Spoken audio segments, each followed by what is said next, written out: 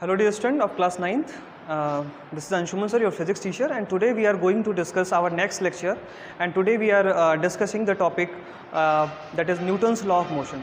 Dear student, in the previous class we already discussed what is the meaning of force and what is the meaning of balance and unbalanced force.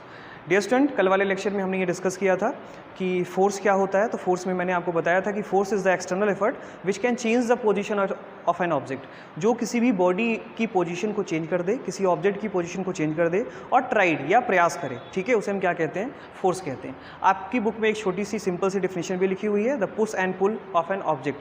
किसी चीज़ को ढकेलना या किसी चीज़ को खींचना क्या है? एक फोर्स लगाते हैं, तब हम ये वर्क कर पाते हैं या फिर इस तरह की सिचुएशन क्रिएट कर पाते हैं. Right. So and push and pull of an object क्या कहलाता है? फोर्स कहलाता है. कल हमने ये भी डिस्कस किया था कि बैलेंस फोर्स क्या होता है और अनबैलेंस फोर्स क्या होता है.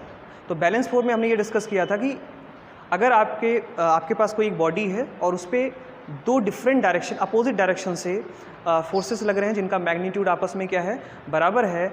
तो ऐसे केसेस में हम इसे कहेंगे बैलेंस फोर्स. और नॉर्मली ऐसे केसेस में जो बॉडी होती है वो रेस्ट कंडीशन में होती है.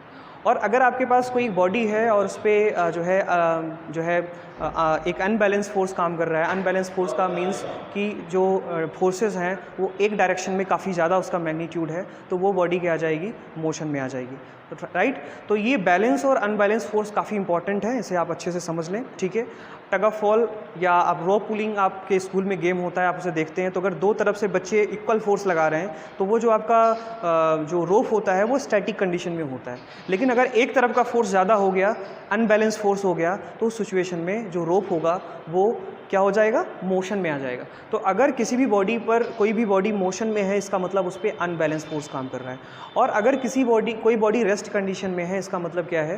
कि वो उस पर बैलेंस फोर्स काम कर रहा है. तो बैलेंस फोर्स में क्या होता है कि बॉडी रेस्ट में होती है और अनबैलेंस फोर्स में क्या होता है? बॉडी मोशन में होती है. आज का जो हमारा टॉपिक है वो है न्यूटन्स लॉ ऑफ मोशन. मैंने आपको बताया कि जो ये बैलेंस और अनबैलेंस फोर्स हैं, इसके बेसिस पे न्यूटन्स ने काफ़ी सारे एक्सपेरिमेंट्स किए. एक्सपेरिमेंट्स करने के बाद उन्होंने कुछ इंपॉर्टेंट कंक्लूजन्स निकाले और ये कंक्लूजन्स जो है न्यूटन्स लॉ ऑफ मोशन के नाम से जाने जाते हैं. सो हम देखते हैं कि न्यूटन्स लॉ ऑफ मोशन क्या है. उससे पहले हम कुछ सिचुएशंस को डिस्कस करेंगे. तो वो सिचुएशंस क्या हैं उसको हम डिस्कस कर लेते हैं. मान लेते हैं कि हमारे पास एक जो है बॉडी है जिसका मास m है. राइट. और ये बॉडी जो है वो मोशन में है. ठीक है. ये बॉडी क्या है? मोशन में है. तो अगर ये मोशन में है तो इस पर कौन सा फोर्स काम कर रहा होगा? अनबैलेंस फोर्स काम कर रहा होगा. This is unbalance force. Right. It is acting under unbalance force.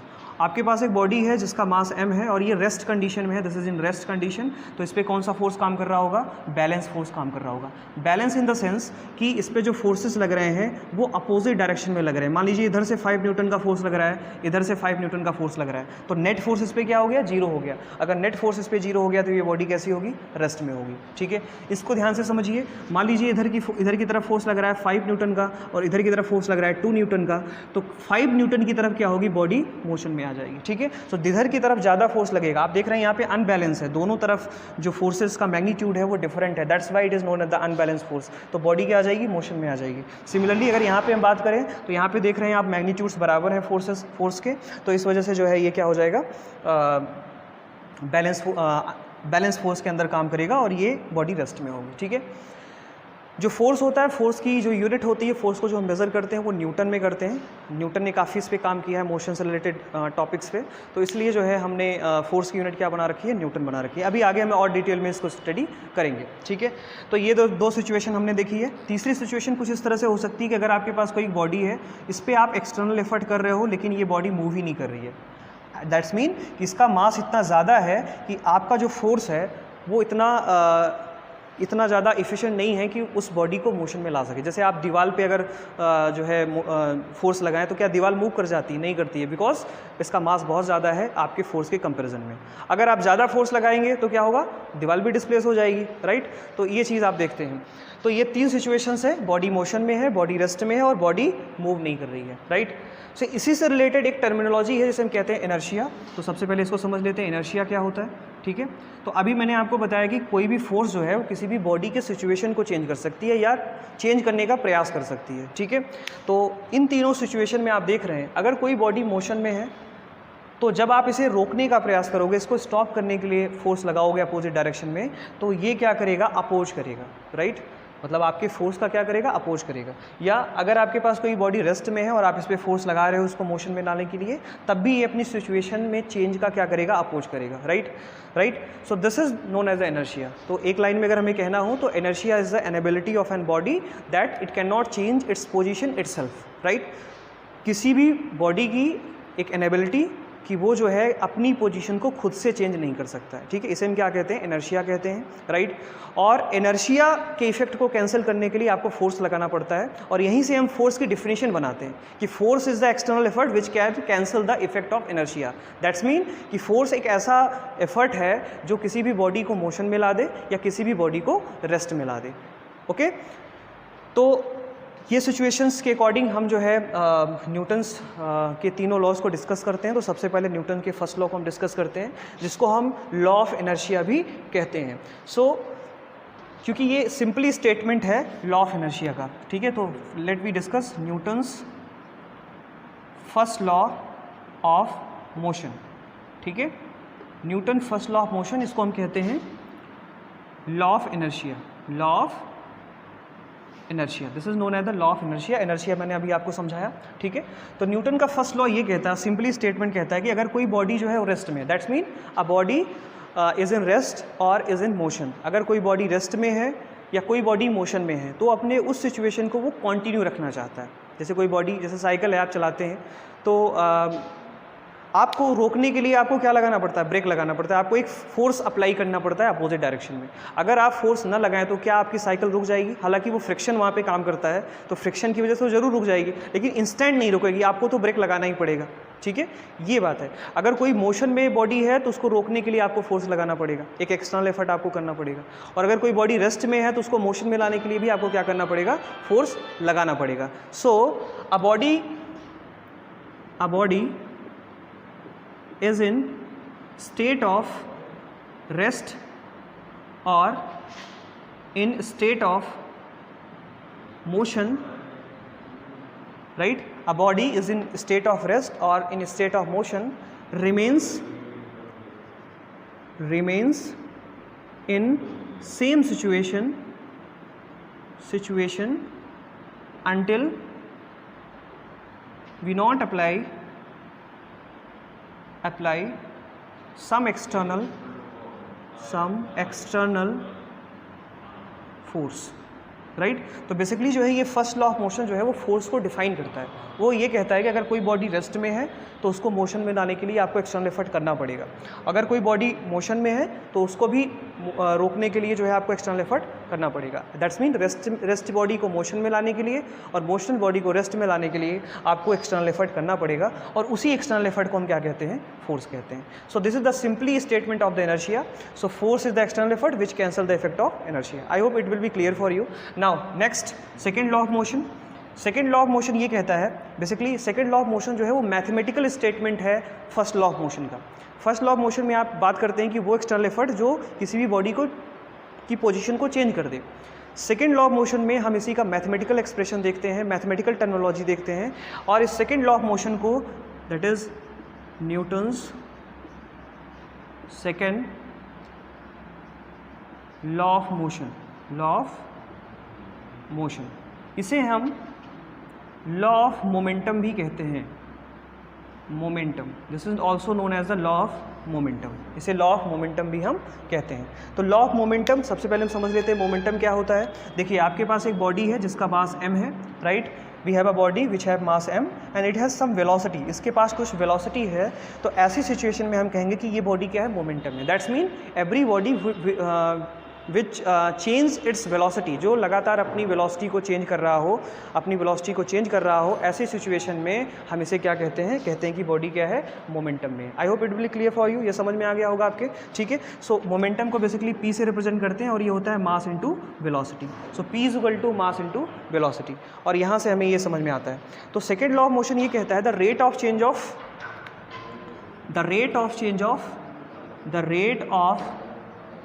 Change of momentum, the rate of change of momentum is called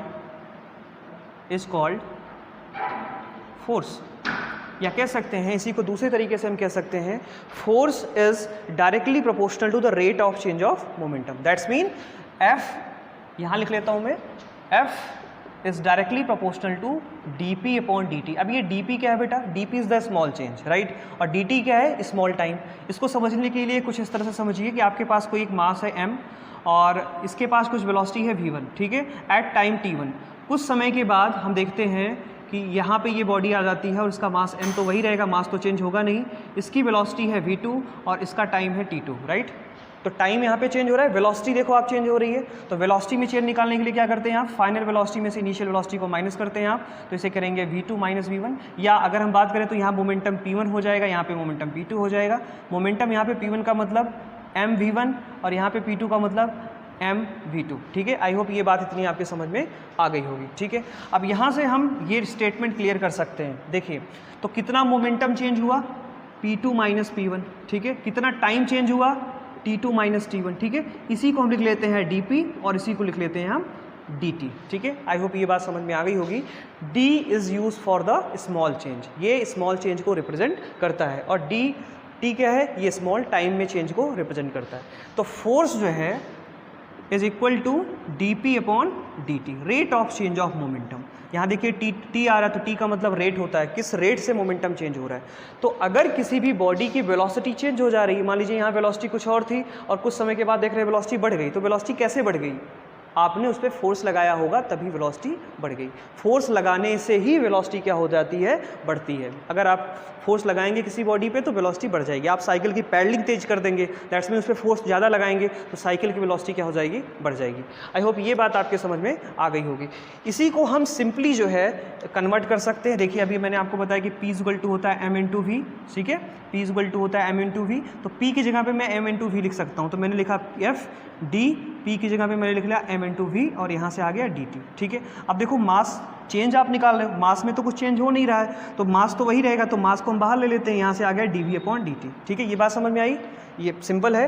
देखो मास चेंज नहीं हो रहा है, यहाँ पर भी मास वही है, यहाँ पर भी मास वही है, तो मास को हमने बाहर ले लिया, तो मास कॉमन हो गया, बाहर हो गया, और ये d इसके साथ आ गया क्योंकि वेलोसिटी में चेंज हो रहा है। पहले वेलोसिटी v1 थी, बाद में वेलोसिटी कितनी हो गई, v2 हो गई। सो डियर स्टूडेंट यहाँ पे हमने लिख लिया m dv अपॉन dt।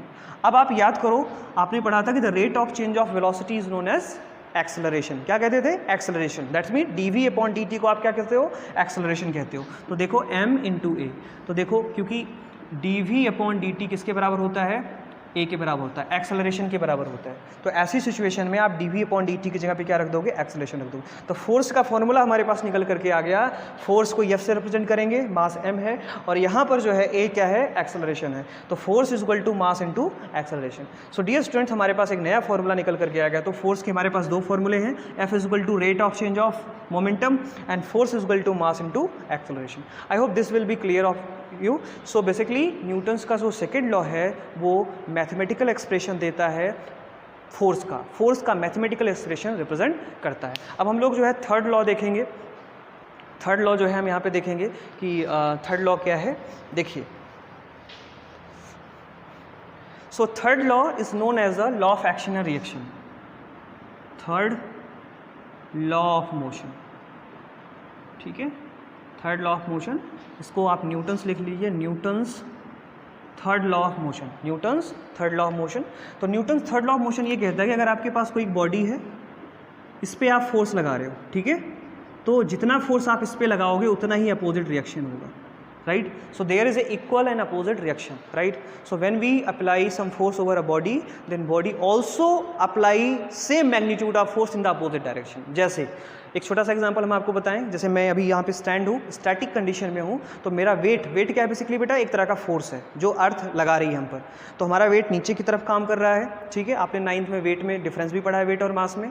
तो हमारा वेट नीचे की तरफ काम कर रहा है, तो एक फोर्स ग्राउंड पे हम लगा रहे हैं और ग्राउंड भी उतना ही फोर्स जो है हम पर लगा रही है। तो दोनों का मैग्नीट्यूड आपस में बराबर है, तो बैलेंस फोर्स काम कर रहा है। मान लीजिए मेरा वेट जो है 50 न्यूटन का है, तो 50 न्यूटन का ग्राउंड भी फोर्स ऊपर की तरफ लगा रहा है, तो अब 50 न्यूटन ऊपर से नीचे की तरफ और नीचे से ऊपर की तरफ 50 न्यूटन, तो नेट फोर्स कितना हो गया, 0 हो गया, क्योंकि फोर्स जो होती है एक तरह की वेक्टर क्वांटिटी होती है, उसमें डायरेक्शन का इंपॉर्टेंस होता है। तो नेट फोर्स क्या हो गया, 0 हो गया। तो अगर नेट फोर्स 0 हो गया, इसका मतलब क्या है कि मैं स्टैटिक कंडीशन में हूँ। अब मैंने क्या किया, अपने पैरों से ग्राउंड को पीछे की तरफ पुश किया, तो मैंने अनबैलेंस फोर्स कर दिया, तो मैं आगे की तरफ बढ़ जाऊँगा, मोशन में आ जाऊँगा। आई होप मेरा एग्जाम्पल आप समझ पाए होंगे। So when we apply a force over a body, then body also apply some force over us, ठीक है। हमारे ऊपर जो है एक फोर्स अप्लाई होता है। बात समझ में आ गई? ठीक है। जैसे इसका सबसे अच्छा एग्जांपल है रॉकेट, ठीक है।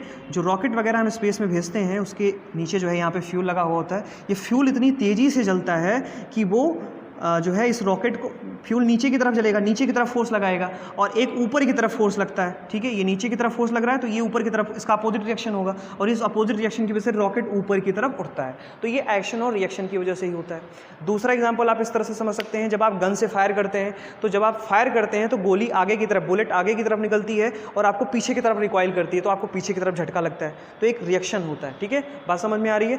तो third law is known as the law of action and reaction and state that when we apply some force over a body, then body also exhibit same force in the opposite direction. So dear student, आज हम लोगों ने Newton के तीनों laws को discuss किया।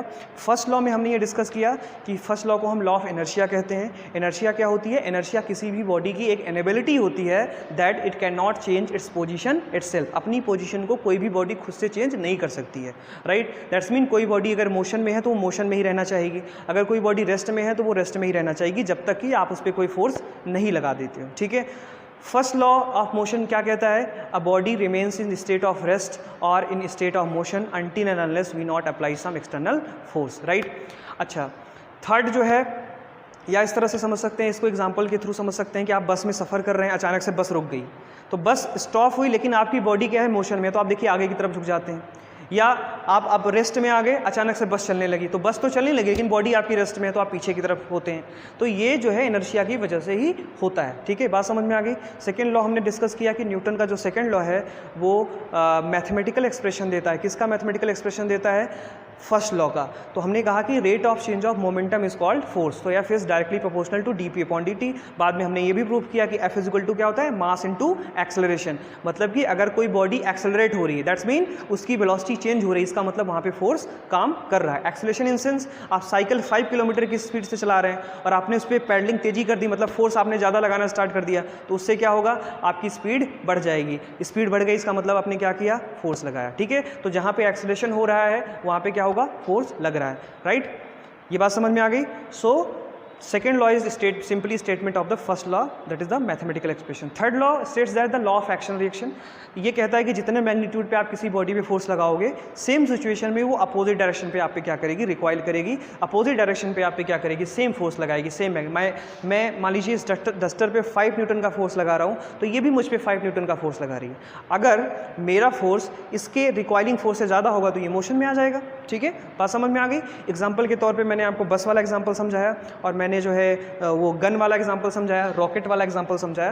तो ऐसे बहुत सारे एग्जांपल्स जो हमारे आसपास हैं, आप उसे देखिए, एनालाइज करिए और लिस्ट बनाइए कि ऐसे कौन कौन से फिनोमेनॉज हैं जिसमें न्यूटन्स के तीनों लॉज एप्लीकेबल होते हैं। So dear student, I hope ये टॉपिक आपको पढ़ के बहुत अच्छा लगा होगा। अपनी क्वेरीज, आपके जो क्वेश्चंस हैं आप ज़रूर भेजें।